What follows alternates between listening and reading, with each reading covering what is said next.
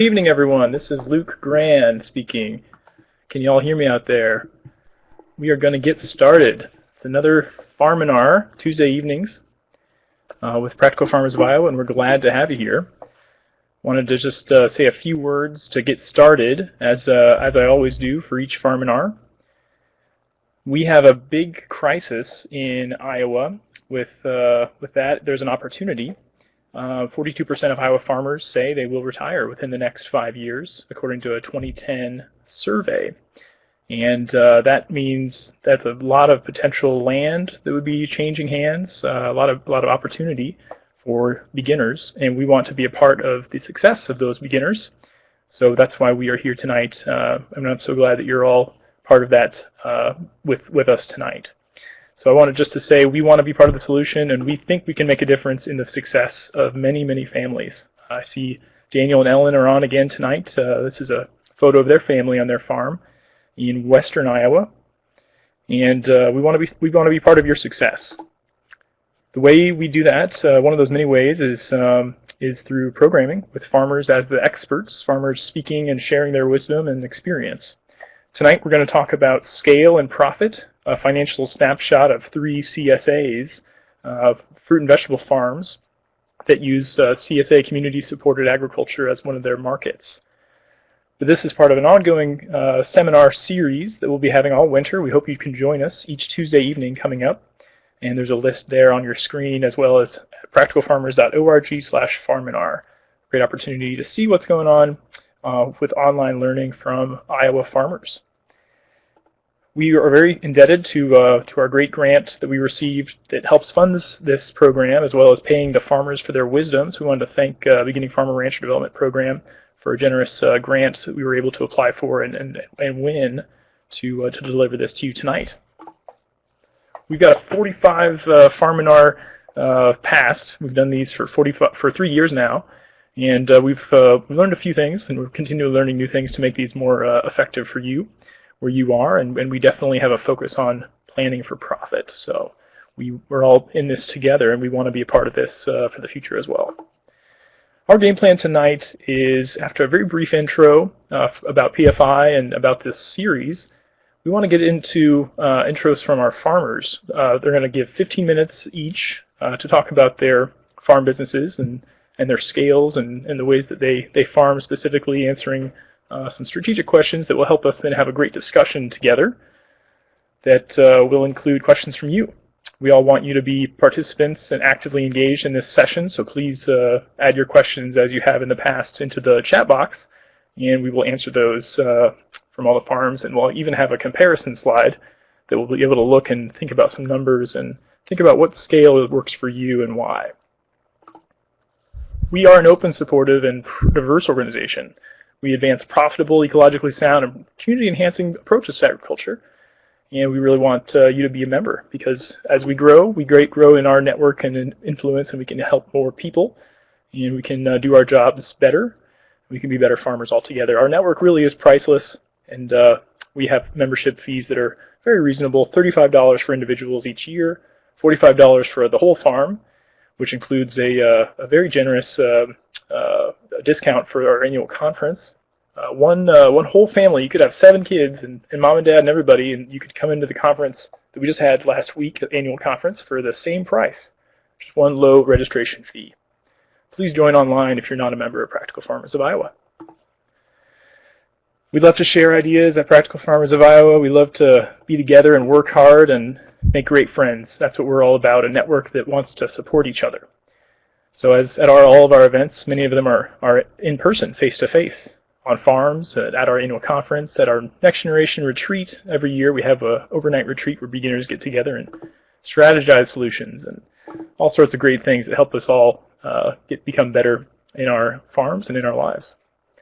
You see on the bottom right corner of your screen, we have a viewer count. I wanted to ask you all to just click on the screen which number of folks are watching with you tonight. That's in the lower right corner. And I'll advance these slides to the end and we'll get started. We wanted to change up the schedule a little bit. We were planning on starting with Sean Skehan, but I think if it's okay with Rebecca, we'll start with you, and then we'll go to the Dunhams and at the Grinnell Heritage Farm, and then we'll finish up with Bluegate Farm. So just to keep everybody on the same page, I'll just move around these images. And that's the order.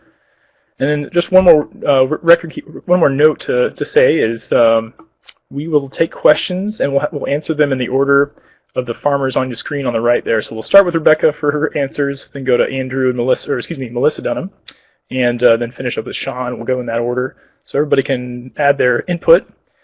And I will open up Rebecca's slideshow, and we'll get started with her. So 15 minutes for each farm, followed by discussion with the audience. Thank you all for being here, and we'll get started as soon as Rebecca turns on her mic.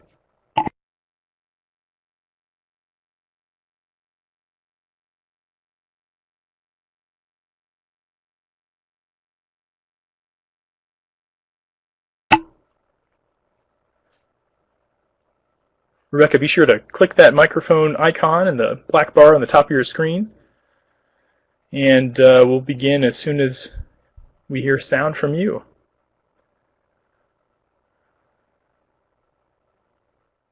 All right. Can you hear me now? Okay. Yeah.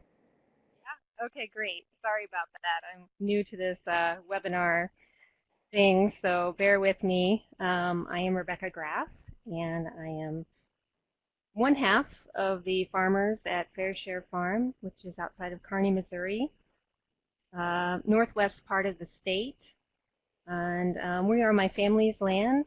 We rent for my family. We have a long-term lease with them, and we grow about 5 acres of vegetables for a 120-member CSA. And if you're interested in asking me more questions after the Farminar is over, you're welcome to contact me at my email. We've got a website, blog, so feel free to keep in touch. We're about a 45-minute drive from downtown Kansas City, and that definitely affects the way that our CSA operates. We're a limited liability company, which we set up a few years ago.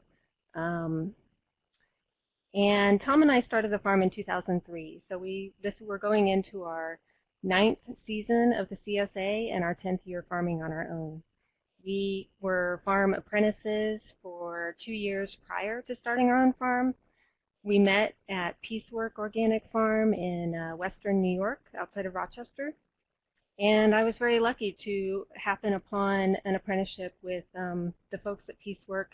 Elizabeth Henderson was the head farmer then, and she wrote the book, Sharing the Harvest. So we learned from the best, and it definitely had a big impact on how we designed our farm and how we organized our CSA. We are on upland soils, silt loam, and you know, drainage is one of our bigger issues. And let's see, is this how I go ahead? Okay. We're a CSA-only farm. We sell very little outside of the CSA when we have extra. We're not certified organic, but we do practice organic methods. We like to talk about biological farming. Very high level of membership participation compared to most CSAs, and I'll talk more about that in a little bit. We're full-time farmers. We make our income off of farming, and we do a lot of food preservation, homesteading, just in our own household. All of our CSA members have to work on the farm, or if they don't want to do farm work, they participate on our core group. And it's not a big commitment for them. It ends up being either 1 or 2 mornings a year that they come out to the farm, but it's a big help to us. They do a lot of harvesting for us. You can see them picking strawberries there. There's a couple of more pictures of different things that they do for us. The upper left is our core group meeting from January a few years ago. We have several core group meetings a year to help us plan for the season, and they take a lot of the administrative work off of us that goes into running a smooth CSA. There's a little flow chart that kind of goes into more depth as far as who does what on our farm. But I just want to point out that, you know, we are in charge of farming. You know, all the decisions that have to do with what we plant, where we plant it. We have control over that. We distribute in the Kansas City metro area for the most part. Most of our members pick up in downtown Kansas City, and a smaller portion pick up kind of halfway between our farm and downtown, and then some people do pick up at the farm. And we distribute our shares using a buffet-style CSA distribution system where each crate has one type of vegetable in it, and there's a label that says how much to take out of each crate. So it's less work for us. It does require a little bit more from our core group because there's always someone there to kind of answer any questions or put things away at the end of the night. More details on how our share works, prices. We have a 24-week season right now that's hopefully going to increase. We're getting ready to put up a high tunnel this spring.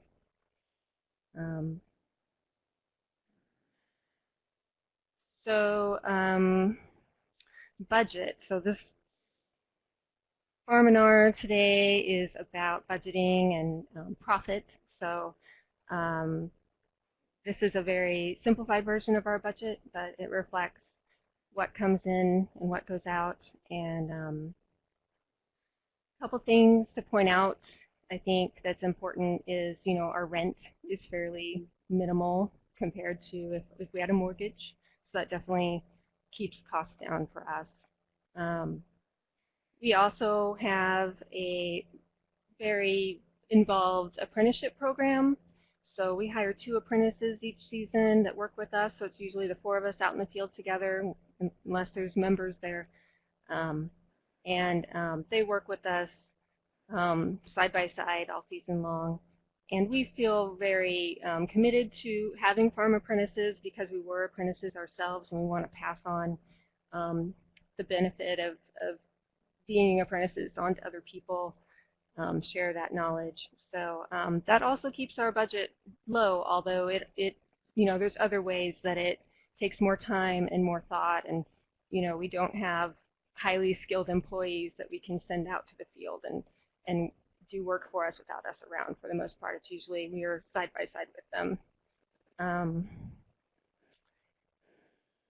I guess that's all I want to say about that slide. I'm sure there's going to be questions at the end. We can talk more about the budget. And I just want to say briefly, we're very committed to making sure that farmers earn a fair wage, but we're also really committed to making our produce as accessible to as many people as possible. So us, along with our core group, offer many options for people to get their share subsidized in one way or another. We offer a sliding scale to our members that's self-reporting, so people decide where on the scale they feel like they can afford, and that's what they pay. And some people pay more than the cost of what it costs us to grow, and some people pay less. It always balances out in the end, and usually we have extra that goes into the Veggie Voucher Fund, which is an additional fund that can give up to $100 off for people that need that. And then we've started being able to accept EBT payments, which is awesome. We need to advertise that more and get more people to be doing that. And then farm shift hires, I put that in there. It's very kind of word of mouth, but some people do hire other members to do their shifts, which works out really nicely for some of our folks that really like to come out and do work, and others who aren't as able or don't have as much time. So as far as scale, when we started, we did not start at the scale we're at now, obviously. Over the last 8-9 years, we've invested about $60,000 in the farm in capital, just, infrastructure improvements.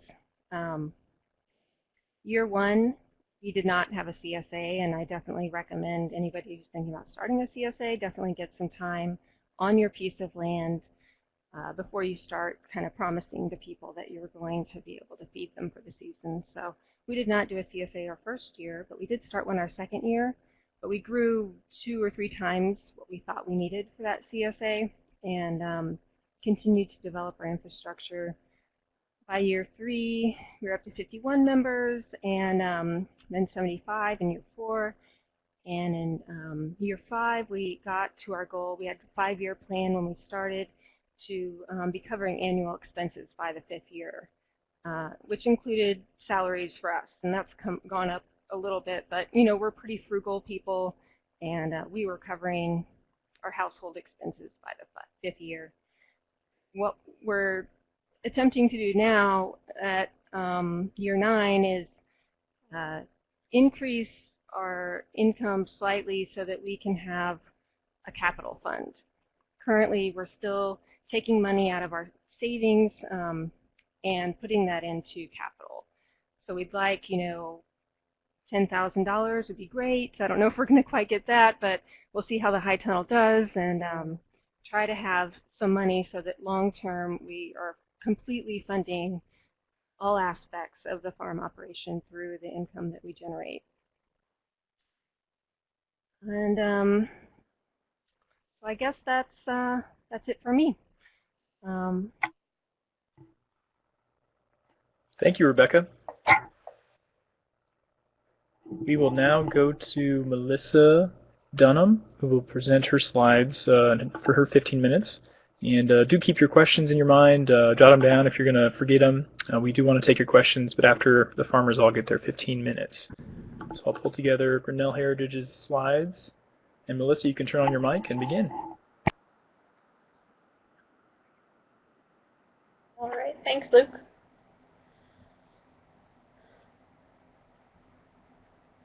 Just let me know if you need me to speak up. Sometimes I've become a little quiet. And I think to better see, I'm not sure if you can all do the full screen method, but some of our snapshots of the financials will appear a little bit small if you don't maximize the screen. So here we go. I am Melissa Dunham, and my husband is in the living room watching the kids, so he is not with me, but basically the two of us have run our farm since 2008 together. We got married in 2007, and I moved from the Twin Cities. And I have an accounting background, have never really farmed before, and kind of just jumped into this with him and have enjoyed it ever since. Andy got a background or a thirst for this type of farming from his Peace Corps experience in Tanzania. And he also did an internship up in northeast Iowa where he gained a lot of knowledge. About our farm, I think one of the biggest draws for me as far as, changing my lifestyle from moving the Twin Cities down to Grinnell, Iowa was having a more intimate way of living with my family. We work together, we live together, we kind of eat, breathe, and live vegetables, so it's all good. And the nice thing is you can be with your kids and in our case, Aunt Janet, who also lives here in town. So we've got a son, Colin, who is 13, and then Emma, who is now 2.5, and we're expecting our third in March. So it's kind of nice. And there's some pictures of the kids on the right. Why we do what we do, besides family, Andy and I are both advocates for organic farming, sustainable farming for environmental reasons. You'll kind of notice that in the top left corner there, the guy's hunched over picking kale. One of the nice things is we can feel comfortable having employees and people visit and not be worried about spray or other types of things that might be harmful to their health. You'll see in the slide in the center, on the bottom, there's the airplane, obviously, and then our hoop houses. I'm sure most of you, especially if you live in Iowa, have experienced flyovers. And this was a huge concern of mine. I was in the Twin Cities and I didn't have a lot of planes, of this type flying over me. And as you can see, it's very, very close to our farm. We have put up no-fly signs, and we actually, with this incident, got drifted upon on our northwest side and had to take about 3 acres out of organic production and put it through transition again. So this is one of our big stickler points, I guess. And then getting back to why we do what we do. Family, again, the kids can graze in the middle of the field. And community. The bottom right-hand is a group of kids that came out to the farm to help mulch trees. And the top right-hand is a group who, one of the gals was running across Iowa to help support PFI, and this is Yoga Day. So another slide on why we do what we do. We really like kids. The top left, none of these children on the screen are mine, but the top left was kind of a foodie advocate at the Des Moines Farmers Market, and we've offered CSA shareholders, if they'd like to volunteer at markets with us, they're more than welcome to. And that's just one of the gals who wanted to do it. In the center, that's another photo of like our heirloom tomato tasting and things like that. Sources of income.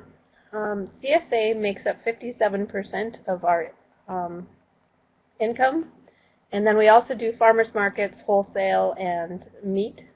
We haven't done chicken every year. It's kind of time consuming, and really honestly it's not very profitable on our scale, but we like to eat our own meat, and we have the waste product from the vegetables to produce good meat. So we do that about every other year. Beef, we have a herd of 14 cows, and that's pretty much just right for us. We direct market that, and it mostly goes to our CSA shareholders who will opt in to buy some of that. Our business structure, we're a C Corp, which means that a lot of our expenses, we are, according to our tax law, we are required to live on site. So a lot of our expenses, including living expenses, housing, some food, meals, and various other things can be rolled into corporation expenses. Oh, I just lost my screen. Oh, Luke? Sorry. I'm on it. I think somebody hit a button by accident. Okay. Thank you. So yes. So we are a C corporation. In 2012, we'll be doing this will be our 5th year doing CSA. We started in 2008. It was the year of the flood. If you're from Iowa, you're very familiar with that. It was kind of a hard year to start out, and we've had some kind of crazy weather patterns ever since. 2011, we had 220 summer CSA shares, and I didn't include this, but for spring share, we capped spring and winter at like 110 shares, and our spring share is in May. It's for 4 weeks, and then our winter share is it's 4 distributions in November and December, and we just do that because the supply of food decreases during those months for us. And we don't do the buffet style. You'll see the boxes that we have on the right-hand side. And the 2 other photos are just snapshots of like what the top of our boxes have looked like in the past. So again, our share options, we have a spring share that's in May, a full share or summer share we also call it, that's 20 weeks, and it goes from June to mid-October. And then we also offer a student and faculty share because we serve so many college areas. So we deliver to Iowa City, Cedar Rapids, Grinnell here, and then also Des Moines. So we found that this is a good opportunity for folks to kind of come on board in that aspect. And then we've got the winter share, which was one of our favorites, and it's just the 4 distributions in November and December. Luke wanted us to talk a little bit about like some of our better weeks and worse weeks in CSA, and that is definitely a reality, especially when you're dealing with Mother Nature. Sometimes you definitely want to give people more than you have, and maybe a different variety of things than you have. I know in 2008 people got a lot of beets and chard, which aren't really staples here, but that's what we had. So, you know, one of the nice things about CSA is your shareholders need to kind of roll with the punches on that. But this is just an example of one of our newest newsletters. This is the first page where we'll talk about what's going on the farm, what's going to be in the share that week, what they can maybe expect for next week. And then that kind of gives people an idea of what's happening. Our target market, like I said, we delivered to Cedar Rapids, Iowa City, Grinnell here, and then also Des Moines. We are adding Ames this next year for CSA distribution. And as far as Luke kind of wanted to talk about customer satisfaction and retention, it's hard. I've heard from various sources that if you have a 60% retention rate from shareholders, you're doing pretty well. I think we did a customer satisfaction survey this last year, and I think our retention, as far as folks saying that they were going to come back, was around 75%.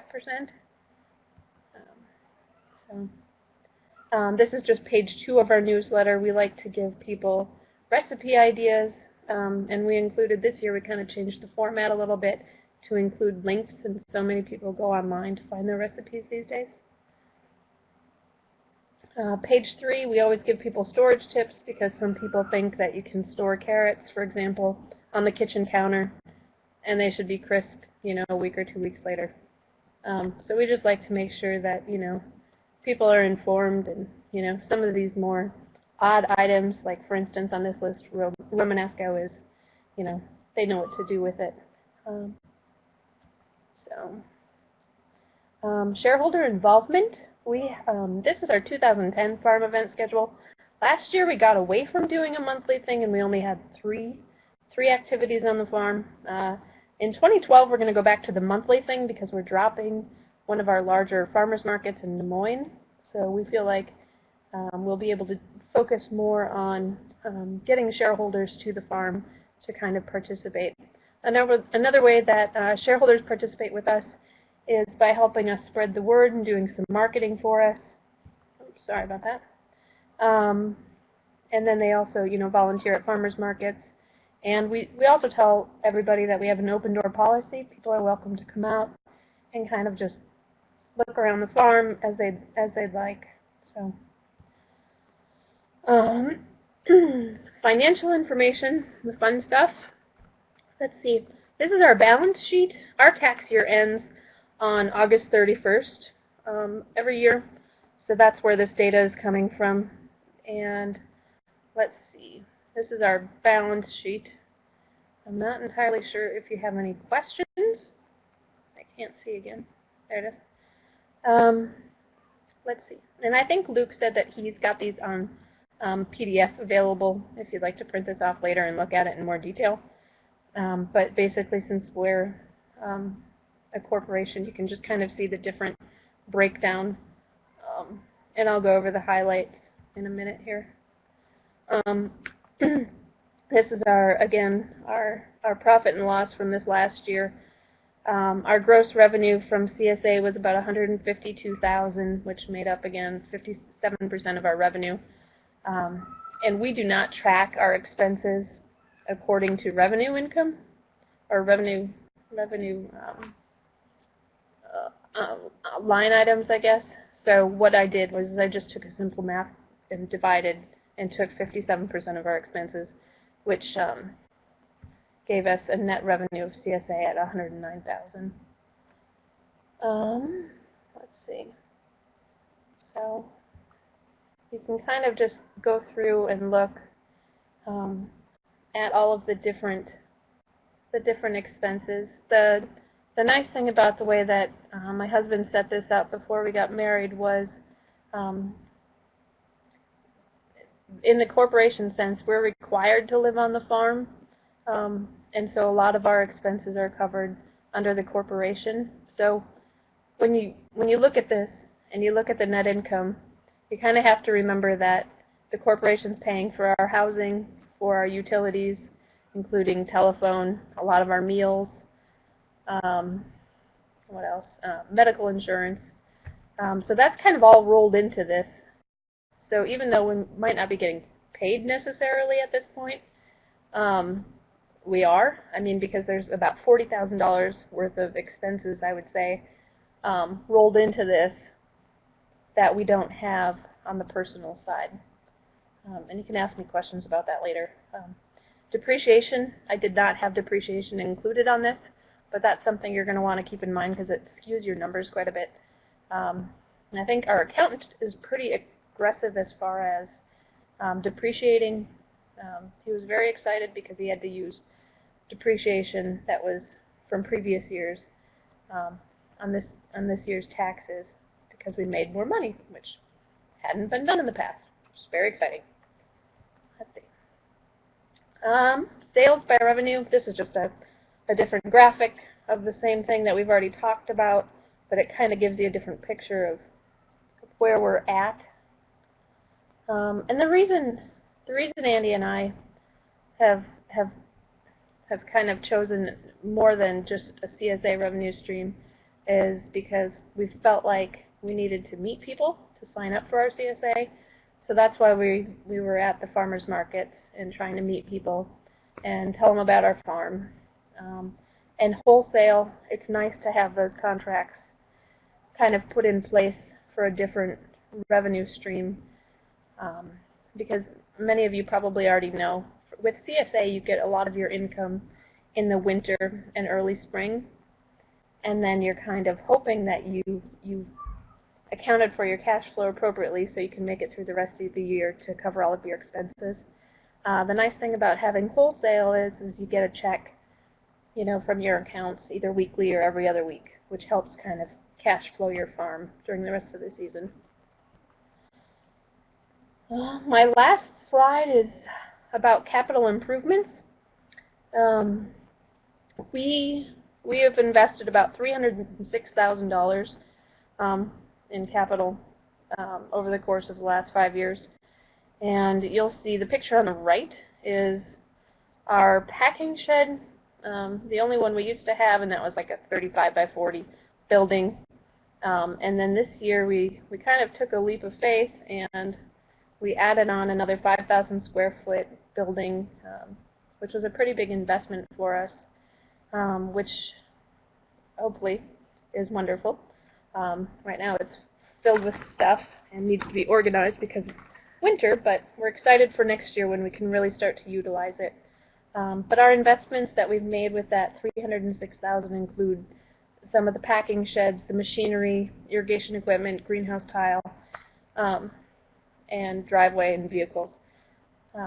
So, yeah. And again, the way the corporation's set up is the depreciation expenses is pretty high. So if you're looking at setting up your business this way, just know that that's going to skew your numbers. And I would just go with a banker that you know and trust.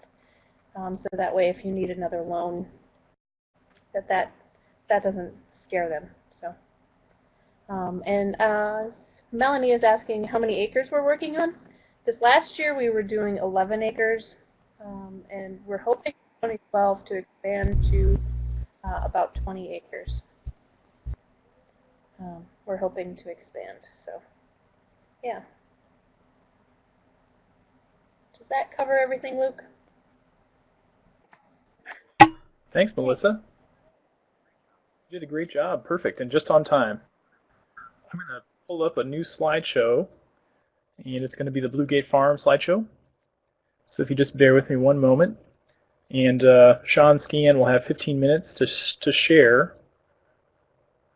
Just need to switch it over.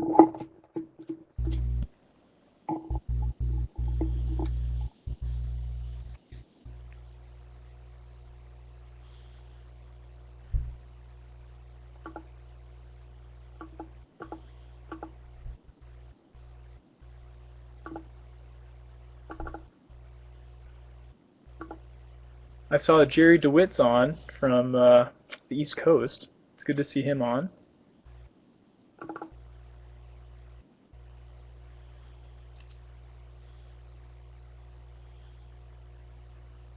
And if you want, Sean, while it's uploading, it should be good for you to start your introduction. That'd be okay, and get started. Okay. Do I have good volume on your end? I hope. It's a little hot. Right. Well, okay. I'll see if I can adjust it on my end.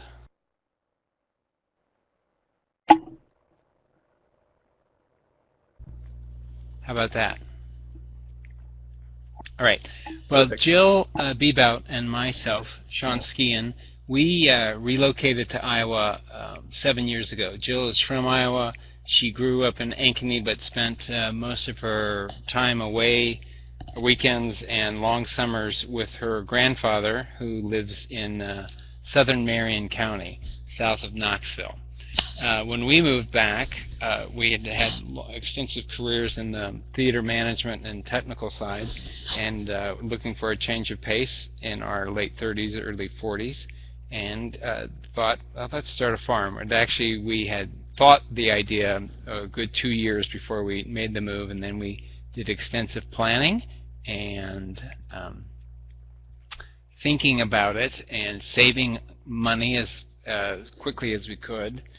And we ended up here with Blue Gate Farm, which sits on the Marion County Lucas County Line Road. We happen to be on the Marion side. That's where we pay our taxes. But if we want home delivery of the U.S. mail, we have to have a Sheraton address. We're actually much closer to Columbia, Iowa. It's only about 1.5 miles away, and that's would be the more sensible place, but that's not how the post office works. So here we go. I'm not going to read through these, but they're there for you to read. Our vision and mission statements, which we developed fairly early on, and then we honed within the first year of our business planning. We established in 2005 after about 18 months of planning, as I said. We are a small operation on 40 acres of family land in south central Iowa. It's part of a larger holding that Jill's parents own, and then we are surrounded by other Bebout family members who own land either collectively or individually, and are very good neighbors and easy to get along with. We do rent this acreage from Jill's parents, but at a very, very special rate, which we know we're very lucky to have. We are a chemical-free operation. We don't use chemicals on our crops. We don't use chemicals in our beehives or on our orchards. We have approximately 4 acres under produce production, which includes, last year we planted 1 full acre of asparagus. We have 2 acres approximately of fruit orchards, both berries or bushes and trees. There's one central orchard, but then there's several other fruit trees spread out around the farm. We have a approximately 12-acre pasture, which we use almost exclusively for our laying hens, and we just use a portion at a time with net fencing. Move them over, move their coops over, and then they have the fresh pasture to work through. We have about 7 acres of hay ground, which just last year we resowed. It had been through a rotation of organic corn and then soybeans. And last year we did oats as a nurse crop on top of the alfalfa. So I hope to be able to harvest this year and get back to some more hay revenue. We typically do small square bales, and they're very popular in our neck of the woods. We have a lot of horse people down here. The balance of the 40 acres is in timber. If on the upper picture in this slide, you can see our upper garden, and the hayfield would be beyond that. The asparagus field is at the end of all the tilled garden space. And then the trees and other parts of the farm and the greater family farm is loaded with timber, so we do a lot of wild harvesting in there, ramps, morels, black raspberries, gooseberries, etc. And of course it's a great source of firewood for our wood fire boiler that heats our nursery, and which is attached to our house, as well as a balance of the heat for our house. We keep honeybees, both for pollination and, of course, for the benefits of their overproduction that we, of course, stimulate to get their honey, pollen, and wax accordingly, and resell those. Jill is discovered a great talent in dyeing of raw fiber, and then she spins it into beautiful yarn. And we don't keep our own sheep yet, but she currently sources it primarily from Iowa-based fiber farms. We also value add a great deal of our fruit and some of our vegetables into jams and syrups. Moving on. We are not USDA certified organic. We belong with certified naturally grown. We don't currently wholesale, and what's most important to all of our customers, be it the farmers market or through our CSA, is they want to know us, their farmers, and that we have a chemical-free approach along with high-quality standards for raising their produce. And that seems to be just happy with them, so we have not chosen to go through certified organic. We do have 2 high tunnels that extend our seasons on both ends, and now with the unusually warm early winter we had, we are still selling produce out of the tunnels, which we do on reservation and take it into Des Moines and or Knoxville, which are our 2 primary markets. Downtown Des Moines Farmers Market is our sole retail market. So we are there 26 weeks of the year outside, and then we do the 2 indoor markets in November and December. So there's the farmers market, and there's our CSA, and that represents the bulk of our revenue. Haying and some grain sales on the side make up the balance. Our CSA is primarily based in the greater Des Moines area, as well as Knoxville, which is the county seat of Marion County. And also we have some members come up from the south, from Sheridan way, to pick up their CSA boxes on farm. This 2011, this past year, was our 6th year as a CSA organization. We'd been farming for 7 years. And Rebecca made the point earlier about don't fall into the temptation of trying to start a CSA the first year you start farming. There's so much other things to learn about your land, your processes, etc., that if you can avoid that, you are going to be healthier in the end. We, in 2011, we are a very small CSA compared to both the Dunhams and the Graffs. We have 40 this past summer and 15 for the winter. Our cost is $450 for the summer season, which spans 20 weeks, and $225 for the winter season, which actually spans 4 weeks, but we deliver every other week with a heavier load. So that it's a pretty decent deal. Our member involvement is not required, but and we have used Work for Share, and we're happy to get into it, but we don't advertise it. Jill is very particular about who works on the farm, because we're afraid we discussed using Work for Share more widely, but she finds having people who don't get into the rhythm of the season actually cost us far more time and actually loses us in the end. We suffer a loss. We do member social events on farm. We have an ice cream social in the early summer, which is well attended, and a fall harvest potluck, which is modestly attended. Unfortunately, I don't have a slide of our best CSA week, but probably our worst was immediately following an overspray drift of herbicide that passed into our high tunnel. Actually, that's not the original high tunnel. It got into there and into the gardens beyond. We ended up immediately quarantined those gardens and later destroyed all the produce. And we were fortunate that the lower garden had enough of a break from vegetation and our house that it was not impacted by the overspray. Just a couple of things of how we organized ourselves. We are a sole proprietorship.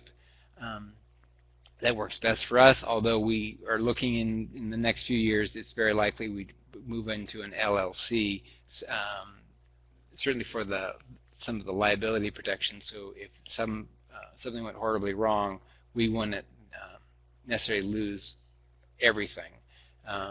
We do not pay ourselves a wage or salary, so when you look at our numbers, the labor figures are simply for hired labor, which we put through the payroll, and we carry workers' comp, and of course remit all the taxes. And to date, all the money that has been invested into Blue Gate Farm has been our own, and or from a couple of different bank loans we've had. And also you'll see those on the books. Customer satisfaction and loyalty we feel is very strong, both at the market and in the CSA. As you see here, averaged over 6 years. This is 56% retention. The past 2 years have been both very strong, and from 2010 to 2011 we enjoyed a 73% retention rate. And each year we expand very incrementally. We generally, on average, have expanded by 5 memberships a year in the summer months over the past many seasons. So that currently we're at 40. Next summer we'll be at 45. There are some members who leave our CSA. Typically, when they talk to us, it's typically they're moving and out of the state or somewhere where it's not convenient for them to participate, or they can't handle the full volume of vegetables that we offer them all at once. Let's see, owners, we're satisfied with it. We'll probably, for the income stream, but we definitely, as you'll see the financials, we definitely need to get more income. But I imagine we're going to end up with 65 to 70. We don't envision ourselves getting as large as our other 2 presenters tonight. And we need to, or plan to increase our labor and energy efficiencies. We know when we start the season with our new processing packing shed and a new walk-in cooler that will come online prior to the CSA season. Some overview of the financials, and then afterwards Luke is going to load up profit and loss and a balance sheet for me. All farm income was 56, almost 57,000. We did have tremendous expense for a couple of different reasons, which I'll go into in a bit. Our gross revenue for the CSA was just over 25%. That includes the base membership of the produce. Then we offer add-on options of eggs, cheese that comes from Reichert's Derriere, who's about 7 miles from us, honey, or an extra herb share or additional herbs. So the net revenue for the CSA was just over 3,000, and if you we took out approximately 40% of the overall expenses to get to that. I don't try to differentiate, what seed grew a CSA plant versus what seed went to market. Overall, our gross revenue is 57, and our net revenue is a paltry 1,500. I was injured in the early spring. I sprained my knee pretty severely, and then had to recover from that and suffered a rib injury, and then I have an ongoing heel problem. So my participation wasn't as strong as it needed to be. Our honey operation suffered for that, and we used more hired labor hours in order to get through that. That's a lot of the reason our revenue numbers, or net revenue, is so miserable this year. It has been better in the past, and we foresee it improving dramatically in the future, with the assumption that I stay healthy, and I have no concerns that Jill is. She's very, very healthy, and she's the primary driver of the produce gardens. Profit and loss. This is actually, you can. Whoa! I just lost my presentation. There it is. You can scroll down. The expenses are, or the sales revenue are up top. You can see the multiple things we do, which we find it very important for us to stay diverse in our revenue pieces of the pie. And they all have symbiotic relationships with each other. We reuse the chicken manure, the bees pollinate, etc. Yarn sales probably don't, other than keep Jill very content and busy in the off season. If you scroll down, or I'll scroll down, you get to our expense side. Again, this is for 2011, and you can see some of our major points there. I didn't include in the total the depreciation expense of, here it says 94. I think that's a little off after I tweaked those numbers. So we had approximately $10,000 in depreciation expense, and then, but in addition to that, well, not in addition, separate from that, we also made capital expenditures of approximately $10,500. We purchased a BCS walk-behind tractor, some other pieces of equipment. There's a couple new buildings that we're either adding to or building from the start. Scratch, that's the word I wanted, sorry. As you'll see, as you keep on going down the expenses, our labor was by far the huge, it's under payroll expense here, the huge expense. That was the equivalent of, let's see, a little over 3 full-time people once you parse together some of the part-times. But that's just what it was. So, and our under supplies, there's a great many things lumped in there that aren't otherwise broken out or aren't capitalized otherwise. And Luke, if you could give me a balance sheet. Thank you. This is going to be my last slide, I do believe. And that's just pretty standard stuff. We do have a loan for our cargo van, which is exclusive farm use. And we do have another loan we took out last year for some of the capital projects we're doing and to consolidate some other debt issues that we had. So there you go. We've put a lot of equity in, a lot of equity out. Some balance sheets would show that as an owner draw. This is simply how our QuickBooks helped me set up the accounting scheme. All right, I think that was it. If you could pop me back to the slideshow, Luke, if that's possible. I think that's it. I believe I'm done. And we'll take questions with the group. Let me just make sure. Yes. Yeah, I'm done. I'm done. Great. I'm just going to pull up our comparison slide. Do you want to take the couple questions there that were directed at Bluegate about the, did you sue the folks who sprayed you?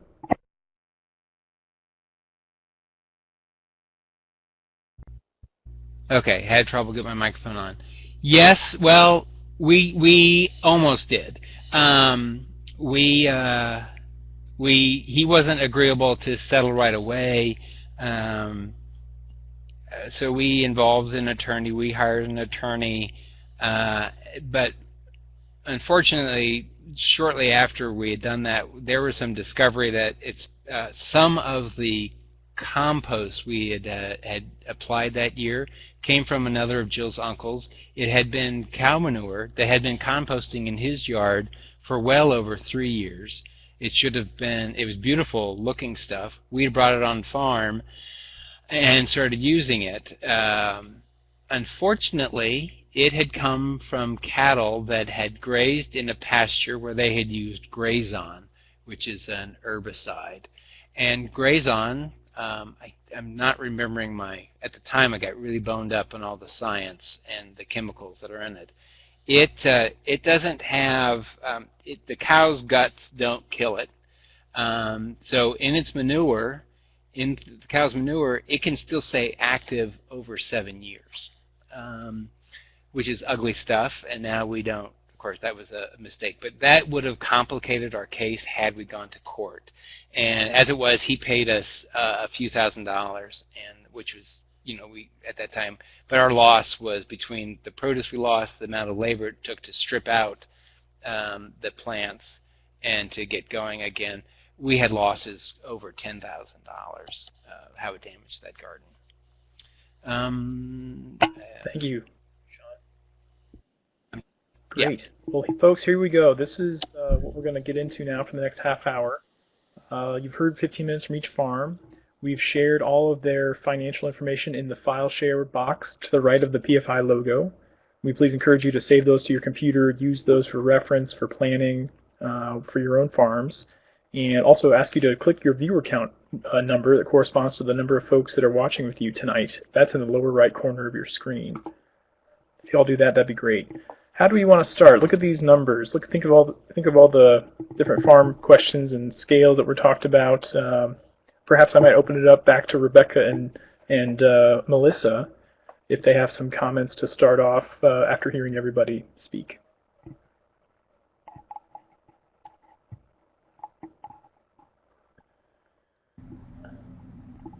This is Rebecca. Just to mention, because I don't think I put it in my slides, but Luke had asked about kind of worst weeks and best weeks, and I would say, and I'm sure the other presenters would probably agree on this, be interesting to hear what they have to say, but it's that window between spring and summer when the peas and maybe the lettuces aren't around anymore, but before you start getting the tomatoes and the peppers and the fruits of the summer. And again, in the fall, you can have a little window, end of August, beginning of September for us. So we try to grow some storage crops, grow a lot of carrots, grow cabbage in the spring and hang on to it.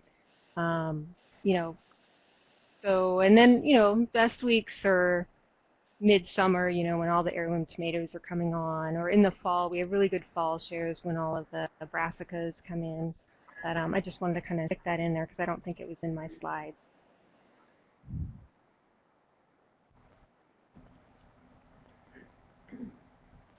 I had a couple of people ask questions about farm labor, and I guess I didn't cover that during our presentation. This last year in 2011, we were growing on 11 acres, and we had 6 full-time employees. Three of those full-time employees started in March. We start our greenhouse at like the last week of February, so we don't really need anybody until we really get into the seeding process in March. And then the other 3 came on in May. And we employ folks until the end of October traditionally, and then a couple people will stay on in November and December to help us with our winter share and winter sales.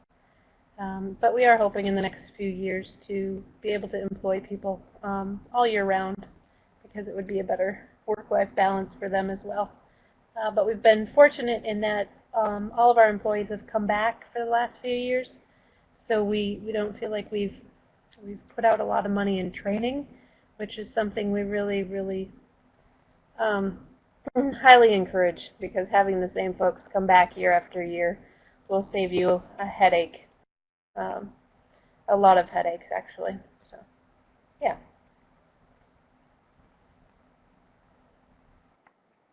Thank you. All right, let's go for a question from the audience here. Just working on my way up the top down. the Dunhams, an interesting approach to dealing with drift. Melissa? Yes. And Grant, I think, answered it. We were nice. Kind of. We, fortunately, unlike Sean and Jill, we didn't have the vegetable acreage get hit by the drift, which we were very, very thankful for. But the northwest corner of our hayfield, like I said, the 3 acres we had to take out, put back in transition, and we had to contact, because the way it works is the pilot is actually liable, so we had to go through their insurance, and we basically kind of threatened to sue them if they didn't compensate us. So if my memory serves me right, they paid us about $6,000 because we had to take that out of production. And for an increased cost, because then you have to have the guy who is baling the hay clean his equipment in between baling the organic hay and then that small 3 acres, which is a pain. So successful, kind of, a pain, wish it would have never happened. Yeah, I guess that's, unless you have more questions. And no, you don't have to be certified to sue, but I'm looking at Dustin's question.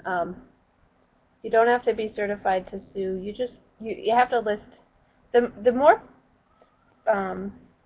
things you can do to prepare for it and notify, like the sensitive crops registry. We register on that.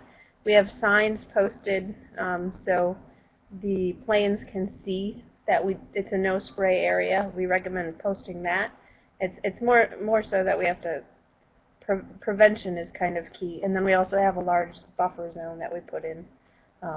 But that, it wasn't mature, so it didn't help us.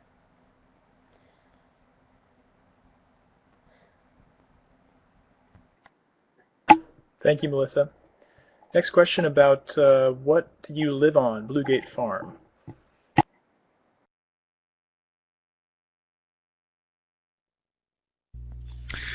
We live on vegetables and the bounty of the land.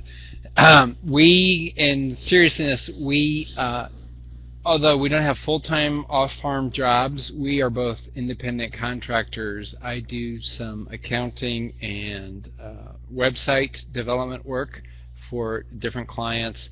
Jill, among her many talents, is an American Sign Language interpreter. And during the non-heavy parts of the season or the off-season, she can very easily get work through agencies in Des Moines. There is a serious lack of qualified sign language interpreters in this state. So she can pick up work pretty quickly, and it's a fairly lucrative field to be in.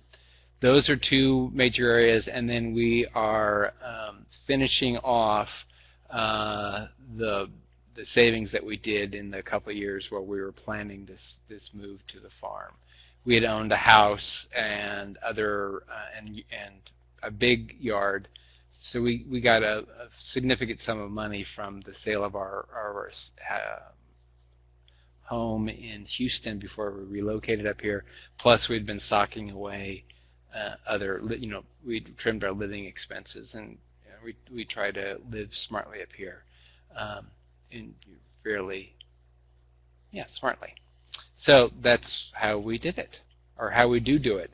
Now, if we don't turn our revenue streams, bump them up faster, and again, stay healthy and get things done, then one of us will be compelled to go out and get more regular work off farm. How's that? Thank you. Melissa, may we share your PowerPoint slide in the file share box? Yeah, absolutely.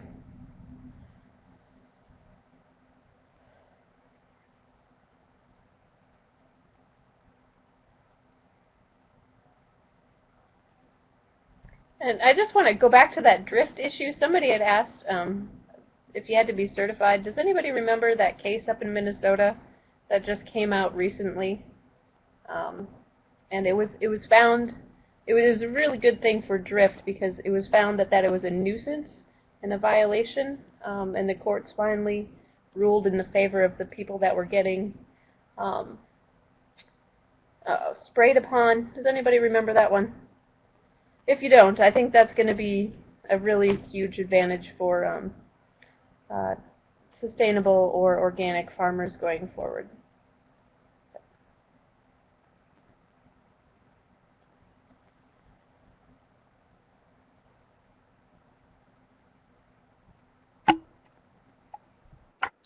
Net revenue contain any accounting for debt? I believe the answer to that is no. That's included, or excuse me, it is, yes, it is included with debt servicing, but I'll let Rebecca, Melissa, and Sean weigh in on that. This is Rebecca. Debt, we are lucky. We do not have debt, so I guess we'd have it in the budget if we had it. We are very lucky not to have it.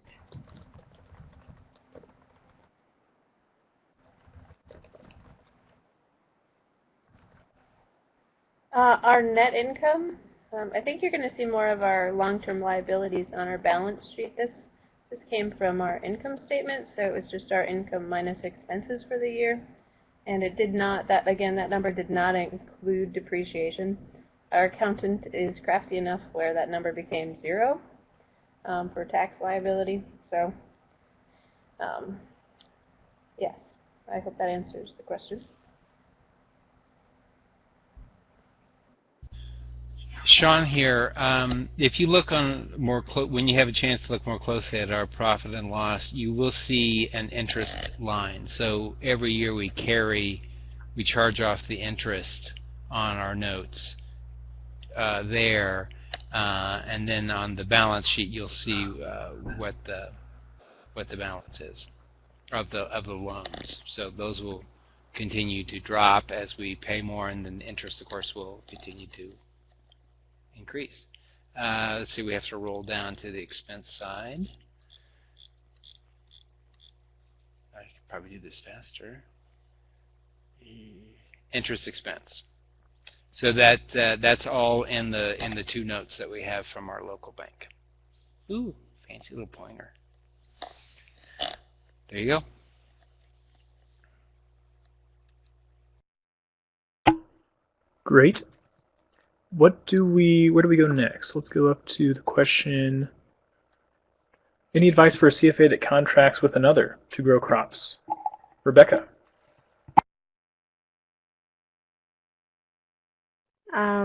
We don't do that, but we do something that someone else was asking about, incorporating meat and eggs into an existing CSA. We have a neighbor farmer that does grass-fed beef and lamb, and they have pastured pork and poultry. And what they do with our membership is they offer meat shares. And so each week, it's actually every other week, because the meat is frozen and then they get eggs as well. So every other week during the season, our CSA members that want it, that sign up for it, get a combination of different meats. It usually includes it's usually ground beef, sometimes it's ground lamb or ground pork, some brats, and some, cut of meat, whether it's a steak or pork chops or chicken. And that seems to work really well. People are really happy with that. And actually, the Parkers, it's Parker Farms, they have gone to offering that year-round. So a lot of our members get their share from them with our CSA share during the season, but then they stick with them year-round because really meat isn't as seasonal. Once it's frozen well, it keeps. So they do an annual CSA. And the way it works distribution-wise is that they drive to our farm and load their coolers with the frozen meat and the eggs, and then we put those products in our freezers and coolers until we're ready to take our produce to the city, and then we load it all up together and take it to our distribution point.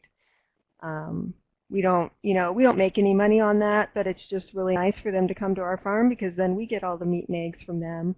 We don't have animals on our farm ourselves, and we really prefer to leave that to the experts.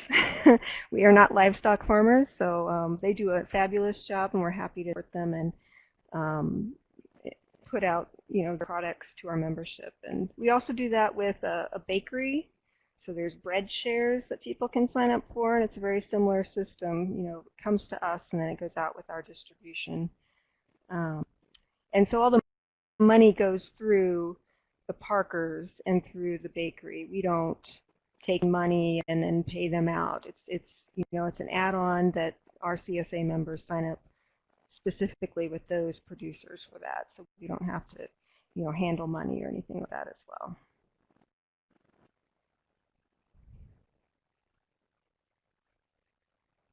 That's it. Okay, this is Melissa. I think the question was if we contract with other share or CSAs for other items. This last year, for example, we had a really, really poor squash crop. So we have friends in eastern Iowa who are also certified organic. And we did more of a trade type of a thing. We traded them for carrots. It's Scattered at Friends School. So they need a lot of carrots, and we needed squash. The only thing that we do when we do something like that is that we let our shareholders know where the food is coming from at that point. And then we keep on file a copy of their certificate so that we know that they are indeed up to code as far as being certified organic, because that's something that our customers have requested of us. So, but that's really the only time we've gotten food from another source, I guess, from our farm, or for our CSA specifically.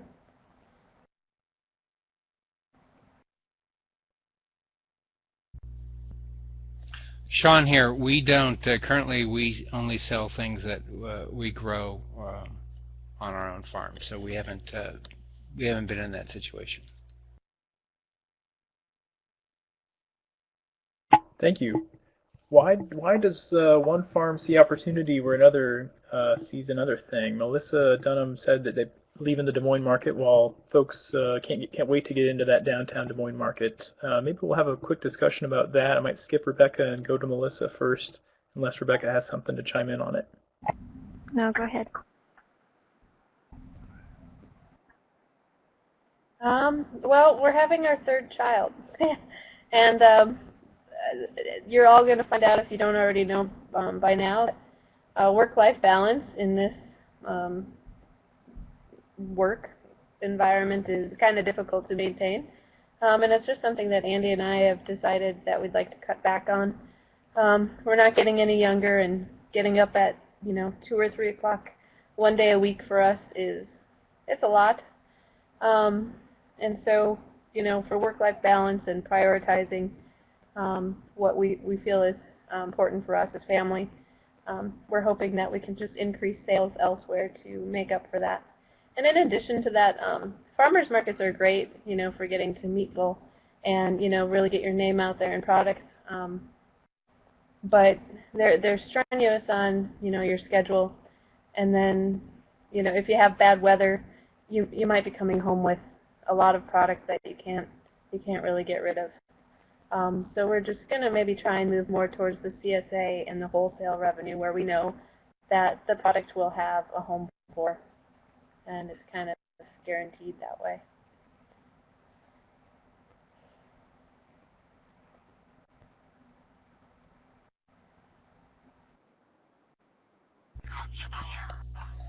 Sean here.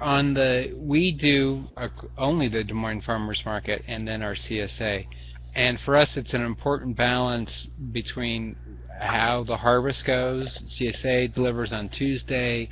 Obviously, the farmers market is on Saturday, so we can spread out the harvest. Let some of the certainly the lettuce crops get some rebound, but. For us, that's how we started with the downtown farmers market. We've made a lot of great friends. We don't have to get up quite as early as Andy and Melissa, so we're only an hour's drive out of Des Moines. So we get up at 4, in order to get there in time to get set up and go. But Jill actually, and I do too, but more so than I, Jill really likes it in the sense of getting to see a lot of great friends that we've developed over the time, visiting with other vendors, etc.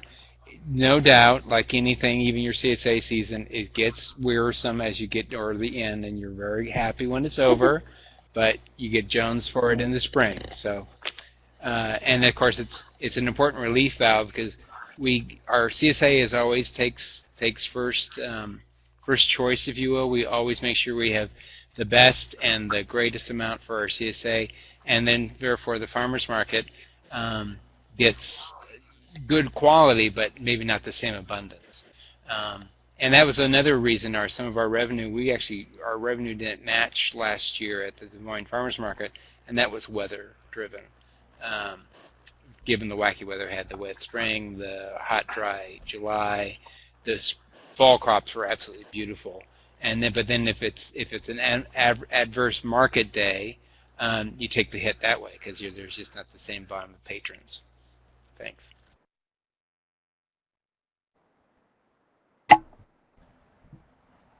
Advice for Seth. Rebecca, we'll go to you, and then Melissa and Sean. Oh boy. Yeah, I think one of the other participants answered it pretty well. It's like, get strong, get prepared, stay healthy, and charge full steam ahead. I like that a lot. I think learn from others. You know, farming has been a human activity for thousands of years, and there's a lot of people out there that are doing the job, and as much as you can visit other farms, find farms that are doing things the way you think you want to be doing them, and spend time with them, volunteer with them, apprentice with them if you have the time, and you know, put together a plan, financial plan as well. You know, missions and vision statement and all that stuff is really important, so you stay on. And yeah, best of luck.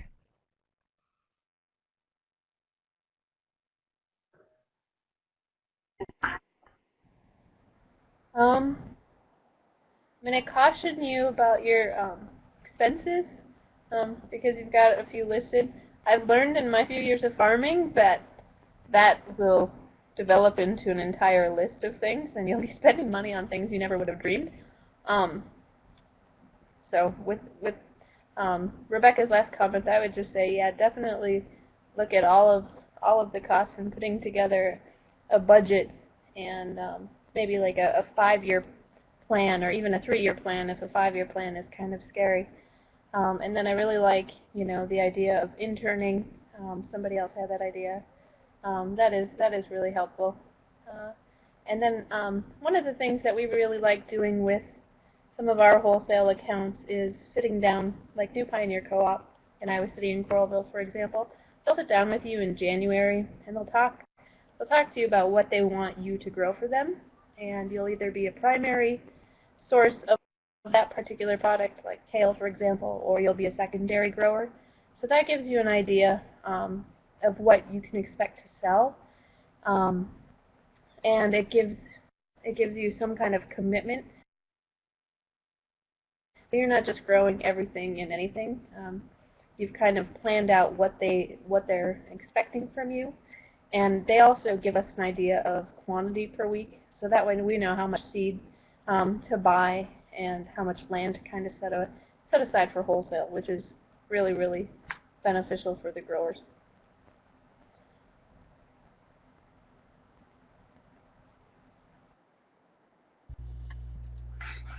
I would only second everything Rebecca and Melissa said. I don't really have anything new to add, other than just plan and stick with it. It's so easy to get frustrated and exhausted, and if a crop fails or multiple crops fail, then it gets worse and worse.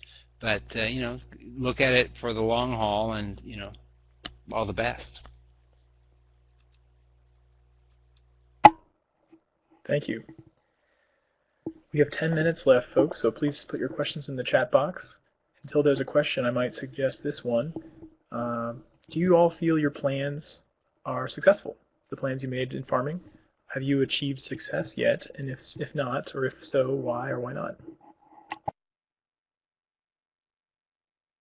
I guess I'm still going first every time, huh, Luke? Yeah, sure. I mean, absolutely. Of course, with anything in life, you always want to do it better the next season and a little bit more money, have better crops, healthier soil, better relationships with your customers, and all those.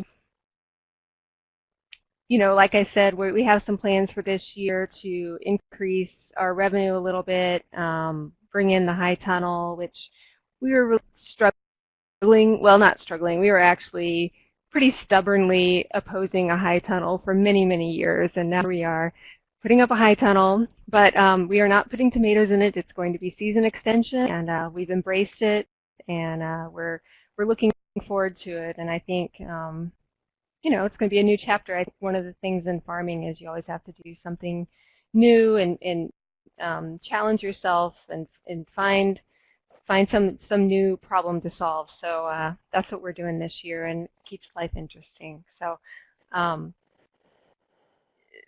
yeah, I guess we're happy. We enjoy our life, and it's a very good life, and we're really lucky.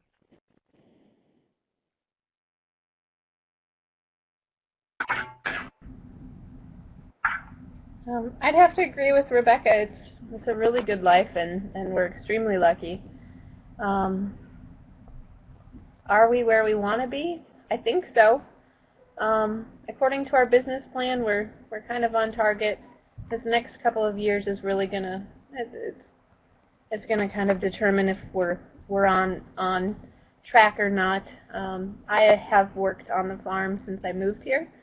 So we haven't had any real off-farm income. So if we can, make our debt payments and stay sane and kind of swim above water for the next couple of years, I think we'll be financially where we'd like to be. And like I said, as far as work-life balance goes, we're making a couple of adjustments this year as far as dropping the Des Moines Farmers Market and kind of refocusing on wholesale and CSA. So I would just encourage you to kind of keep your, whole life picture kind of, in front of you and see if you're meeting the goals of not only your finances, but, the work-life balance aspect and other things that are a priority for you. But overall, I feel like Andy and I have we're happy and where we want to be. So hopefully it continues.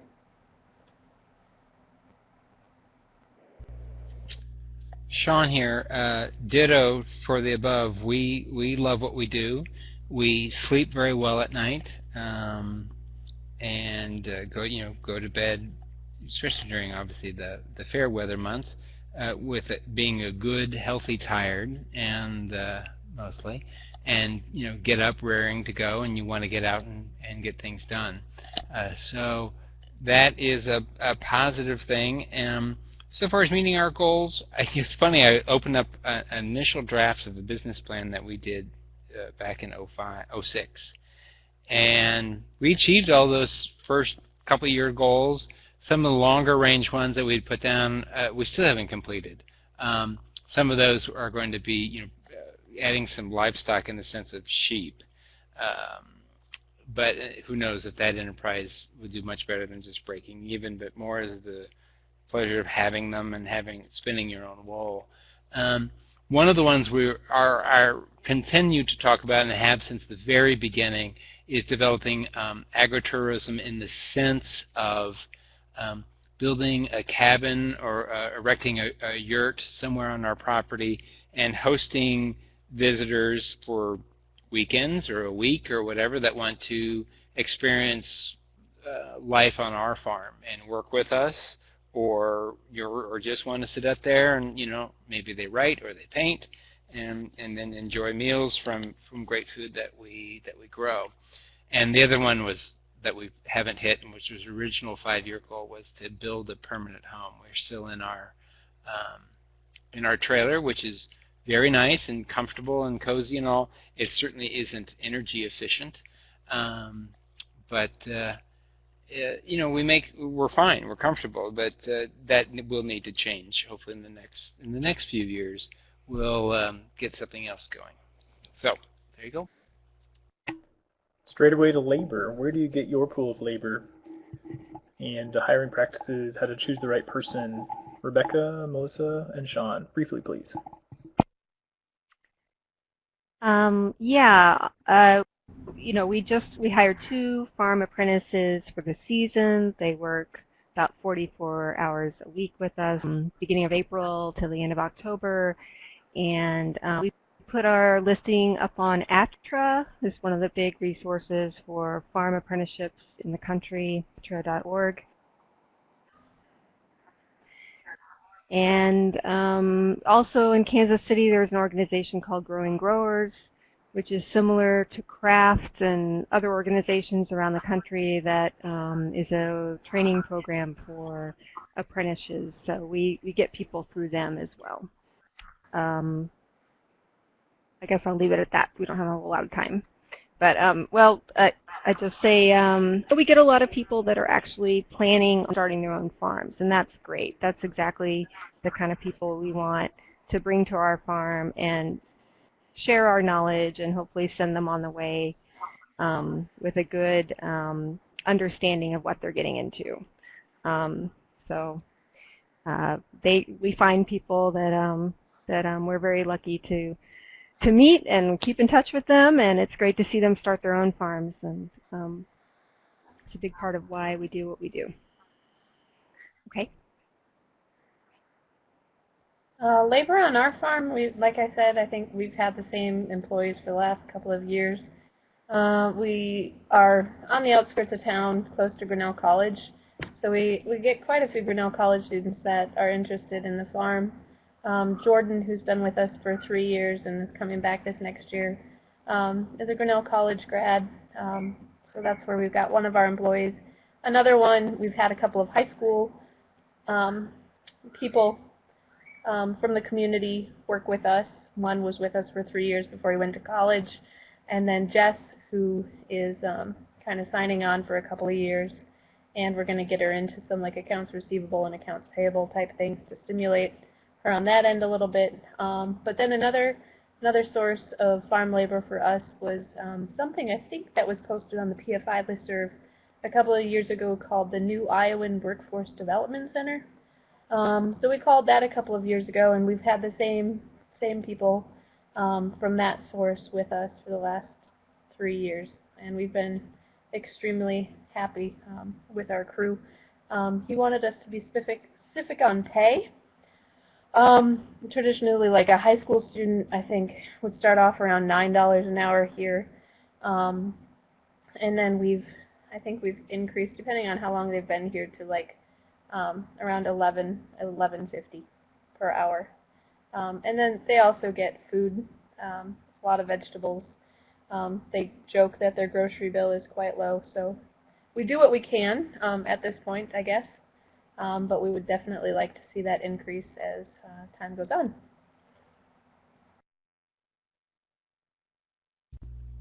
Sean here. We find it a bit of a struggle down where we are. The high school aged kids in our neck of the woods either aren't interested in the work, or if they are interested in farming work, then they're typically tied up with some direct family or extended family. We've just been fortunate that circumstances have worked out where someone's contacted us or we get a tip. There's the dairy farm, the Reichert's Dairy north of us, a couple approached her about doing a cheese internship, but she was going to have enough hours to be able to pay both of them anything decent, and we were fortunate that we were able to offer a number of hours. So between the two of them, they had full-time employment, I believe, pretty close to full-time employment this summer, split between the dairy farm and us. We pay anywhere between $8 and $10 an hour, and then again, it's all through the payroll service, so they get their Social Security bump from that we pay into as well. And just this year, with the finishing of the new packing barn, we've made space, allowed space to have to create a one-room efficiency that we could very comfortably host an intern and go from there. Thanks. Thanks, Sean. Well, everyone, it's 8:30. I just want to do one final reminder that the file share window is available. I'm sorry, go ahead. Oh, sorry, Luke. I just wanted to say, because I didn't talk about wages or anything, we do provide housing. We have a house in the nearby town, and so that's a big part of taking care of your apprentices. And you can see in our budget there, but it's minimum wage minus housing minus training. So that's how it ends up being what it is. Okay. Thank you so much. Folks, to make sure to take all those files, use them on your computer, review the plan you've got, and review other people's data. Pick the right scale for you. I think that's the lesson for tonight. There's lots of different ways to be successful, lots of different scales. We're really glad you could join us, and we really thank our wonderful speakers, 3 farms. What a great opportunity for 3 different farms to be featured tonight, and really great job preparing everybody, and we're really grateful for your service and sharing with us tonight. I wanted to also mention that next week we're going to talk about production, organic production in vegetable systems, from thrips to cabbage loopers and beyond. A great veteran farmer from southern Wisconsin will be joining Kate Edwards, who is actually here tonight on the Farminar. So please join us next Tuesday and all Tuesdays and through March 13th for the Farminar series. Have a wonderful evening and see you next time.